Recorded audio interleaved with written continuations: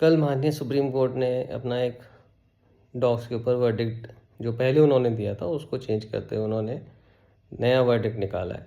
तो पहले उन्होंने वर्डिक्ट दिया था कि भाई जितने भी डॉग्स हैं उनको शेल्टर होम्स में रखा जाए और वहीं पे उनके खाने पीने की और मेडिकल की व्यवस्था की जाए।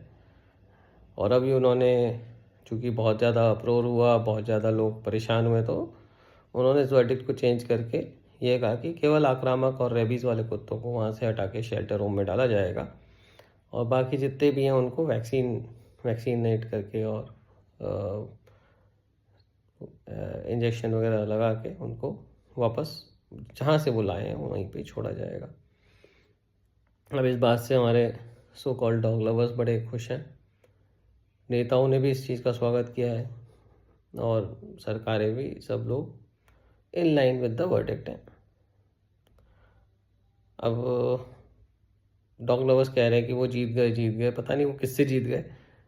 और क्योंकि माननीय सुप्रीम कोर्ट ने ही पहला वर्डिक्ट निकाला था और माननीय सुप्रीम कोर्ट ने ही दूसरा वर्डिक्ट निकाला, तो पता नहीं जीतना है, किस बात की जीत है उनको। खैर, मैं तो अपनी बात कर सकता हूँ, मैं एक नेचर लवर हूँ और मुझे लगता है कि जितने भी जीव जंतु हैं उन सबको जीने का अधिकार है। जहाँ पे भी हमें किसी चीज़ से डर लगता है तो वहाँ पे हम उस पर कोई भी एक्शन लेना चाहें तो ले सकते हैं, लेकिन मोस्टली अगर हम देखें तो जीव जंतु आपको जब तक नुकसान नहीं जी कोई भी जीव अगर आपको नुकसान नहीं पहुंचा रहा है तो हमें उसको हानि नहीं पहुंचानी चाहिए। ये हमारे सनातन में भी लिखा हुआ है। तो मुझे तो थोड़ा सा इसमें संदेह है ये कि अब तुम डॉग्स को खुले में कहीं पे भी खाना नहीं दे सकते, तो there will be designated places जहाँ पे हम उनको खाना दिया जाएगा। तो ऐसी जगहों पे जाके डॉग्स जाएंगे और लोग जाएंगे और वो खाना डालेंगे, फिर वो डॉग्स खाएंगे।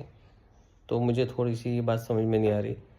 ना तो उनको खाने की व्यवस्था मिली, ना उनको पीने की व्यवस्था मिली और ना ही उनको मेडिकल एड मिली जो उनको शेल्टर होम्स में शायद मिल जाती। और वैसे ही वो सड़क पे आते हैं, कभी किसी वाहन के नीचे आते मरते हैं, कभी किसी का पैर टूट जाता है, वो जीवन भर बेचारा अपाहिज की जीवन जीता है। तो बड़ी ही दर्दनीय इनका जीवन होता है।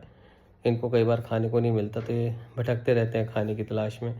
कई बार मैंने देखा है साइड में जो बारिश का पानी जमा हुआ है उसमें से कुत्ता पानी पी रहा है। तो मैं थोड़ा सा आहत हूँ। मुझे लगता है कि शायद एक कोई शेल्टर होम्स हो, वहाँ पे इनको रखा जाए तो वहाँ पे इनको खाने का, पीने का और साथ के साथ मेडिकल की व्यवस्था भी उन्हें मिलेगी।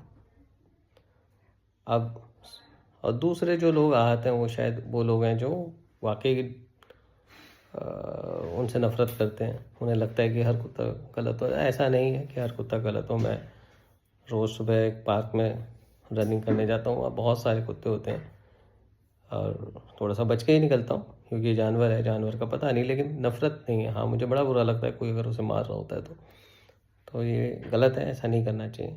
लेकिन पता नहीं क्यों डॉग लवर्स को इस डिसीज़न से बड़ी खुशी है, क्योंकि कहीं ना कहीं अल्टीमेटली काम वही हो रहा है।